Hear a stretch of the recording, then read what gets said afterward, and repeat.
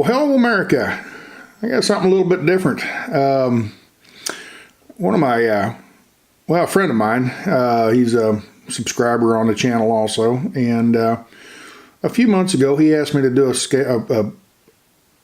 a video about scales, you know, truck scales and the DOT officers and all that kind of stuff. So I just figured I'd throw something together here. I've been, over the last month or so, I've been driving along and taking videos of scales. So as I approach them, I can talk to you about them and kind of give you a general idea what a truck scale is and what they do. So this is just some footage I had from out in, I think this is out in northern New Mexico somewhere.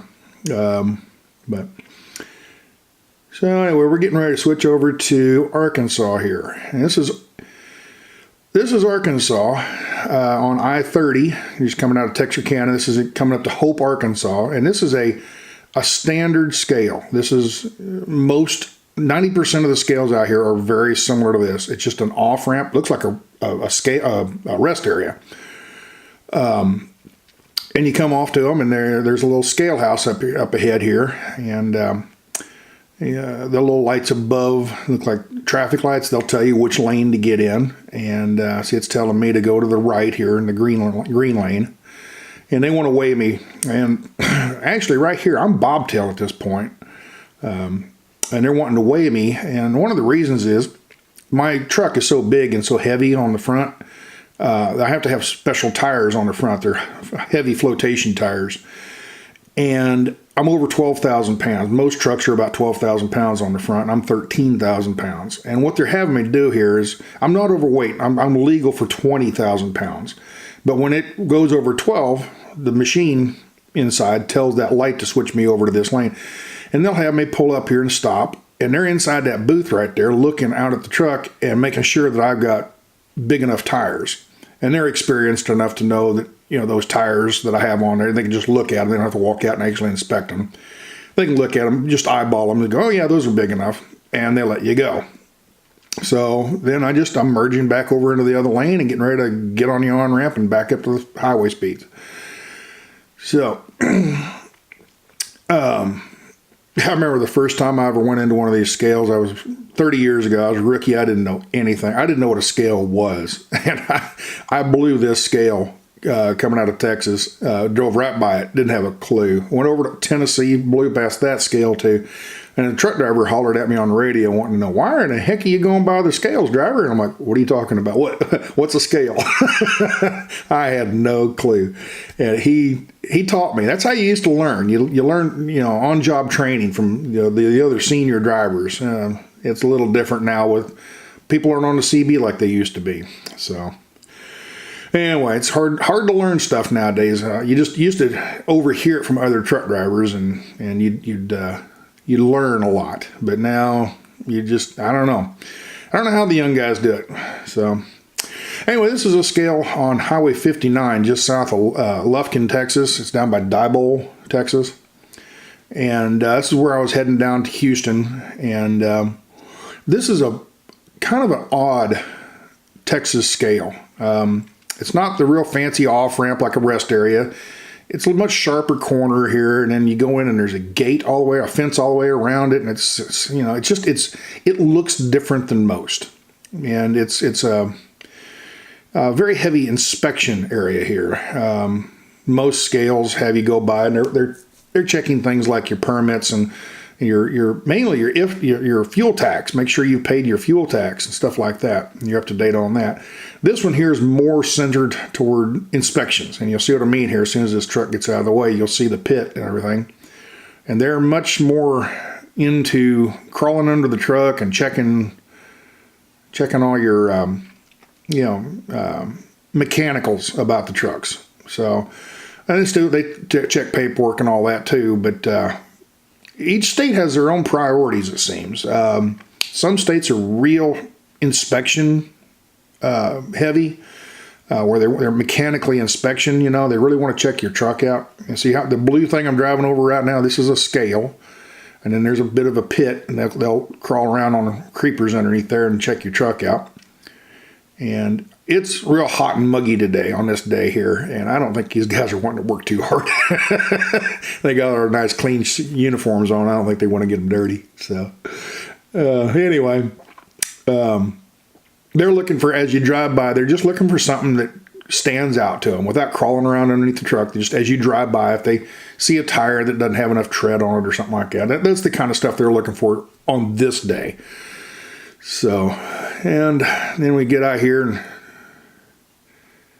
it's just these ramps are just weird. You know, you really got to slow down for them, and you almost have to swing out into the right-hand traffic lane to clear these bushes and stuff. It's kind of an odd scale. I've never seen one like this. This is the only one I've ever really been around that's quite like this. Most of them are much more on-ramp, off-ramp, like a rest area type setup. But now you look at that truck up ahead of me. I think he's hauling lumber or something like that. He was in front, and then that other truck was behind him. But he's lighter apparently, so he can accelerate so much faster. And he jumps right out in that left lane. And something I've always wondered, these scales and everything, they're all about safety. They're all about safety. Yet they set up situations like that right there, you know. So I don't quite understand. I know they need to do inspections. I know they need to do stuff. But still, it just seems a little odd that they set things up to where it's almost like you set it for failure, you know. I don't know. So anyway, on to this one. This is a scale down south of San Antonio. Remember a couple weeks ago I went down to Eagle Pass and picked up a trailer and down by the border. And this is as I'm coming back north up into San Antonio. This scale is closed, so we'll drive right on by. But I took a video of it because this is a more standard regular scale here. You take your off ramp, and as you get to about right there, see that pole up above? Looks like a stoplight pole. That is your, it tells you what lane to be. Right there it is. It tells you what lane to be in. And if they don't want to weigh you, they just put you in this closest lane here in between the two barricades. It's almost like a Hot Wheels track you drive down. If they do want to check you out, they'll pull you on the other side. No, you'll actually go through that inspection barn and stuff, and they'll weigh you or inspect you, whatever they decide they want to do with you. And then you get back up here and you merge right back into traffic again. Yeah, let's see, what's the next one? The next one's going to be in New Mexico. Oh, this is the one from about a month ago. This next one coming up. This is New Mexico on I-40, the San John scales. And this is the one where I got shut down. Remember the brake issue? Not in this particular filmage here, but I pulled in here at night one time, and they decided to shut me down for the brakes being worn. So I had a crack in one of the scale brake pads. But anyway, they pulled me up here, and I pulled up to the building. And as I pulled up to the building, they just happened to, hey, well, we got to inspect somebody. Let's inspect this guy right here. So they pulled me around. No more reason than that. Just, you know, they want to check you out, they check you out. And, you know, do they look for particular things? I don't know. You have to read their mind for that. But, you know, sometimes you kind of wonder if they don't pick particular kind of trucks out and pick on them or something. I don't know. But anyway, I pull up the scale here. This one here, everything's fine. I drive on by. But this video was taken probably about 2 months ago, I think. And then when I got pulled over was about a month ago. But this was the scale it happened at. And what they had to do, just past this dumpster here, you make a left turn and you pull around the other side of the building under that carport looking thing. And there's little ramps underneath there that you drive up on. They lift the truck up about a foot. It gives them a little bit more maneuvering room underneath with their creepers. So, but this is out in the middle of nowhere, and boy, when they told me I'm shut down, I'm sitting there looking, oh my gosh, it's so far from everything. That's going to cost me an arm and a leg. And as it was, about a mile down the road, there was a shop, and they were real fair with me. So, but yeah, it's just one of those things. Your turn, you know. So, let's see what this one is. This is the Idaho port of entry. This is up by Boise, Idaho, on Interstate 84. This is just southeast of Boise.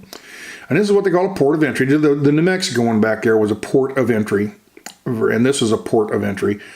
Port of entries used to be back, most of the scales back east were just scale houses, and you pull in and get weighed and checked out. But when you came out west, usually you have to park and come inside and show them some kind of paperwork. Well, now that the electronic ages, they can get a lot of that information without you even getting out of the... They've already got information where I'm at right here. As I'm driving down the ramp, there's cameras and whatnot that are taking pictures of the side of the truck and getting numbers. And they're running through the system to find out, who this guy is. Well, they run through the system and they know the trucks. I mean, this is their job. They know the companies and stuff. And when I pull up here, this lady inside, she's not a cop. She's I guess, a civil servant. She's not uniformed. And she recognized the name on the door here, the company I work with. And we haul empty trailers. Well, I didn't have an empty trailer on here. I had a furniture trailer on going out to Portland. And when I pull up here, see that yellow sign right up above me that lit up? It says, creep across slowly. Well, she has me come to a stop here. The lights turn red right about right here. And I pull up and stop on the scale. And I got my front axles on the scale there where those cones are. And she's scratching her head trying to figure out, well, wait a minute, this guy's got a loaded trailer on and he usually hauls empty trailers. Well, when you haul empty trailers, you have a particular kind of tag that you put on the trailers. It's called a transit tag. It's a trailer tag for trailers that are just in transit. You can't haul cargo. And she's thinking, oh, he's got cargo in the back of his truck, and let's pull him over. So she has me pull off to the side, and I have to go in and explain to her that I have cargo in it, but this is not our trailer. This is a whatever moving company that I can't remember now. But it was their trailer, and it is registered and everything. So I can pull cargo in that trailer because it's got a registered trailer tag on it. So anyway, I go inside and I explain it to her, and she was super nice. Just actually she kind of joking around and very jollical lady. So. And that's the thing, just like any other profession, you've got really nice people and you've got real jerks. And the police and DOT are no different. You've got some really nice ones and you got some that are just, I'll leave it at that. So anyway, I jumped out here and I went inside and talked to her for a couple minutes and brought my paperwork in, and she looked it over and everything, and she was all happy with it and said, okay, well, have a good day. So I went and got in the truck and took off, and all was good. No penalties, no fines or anything like that.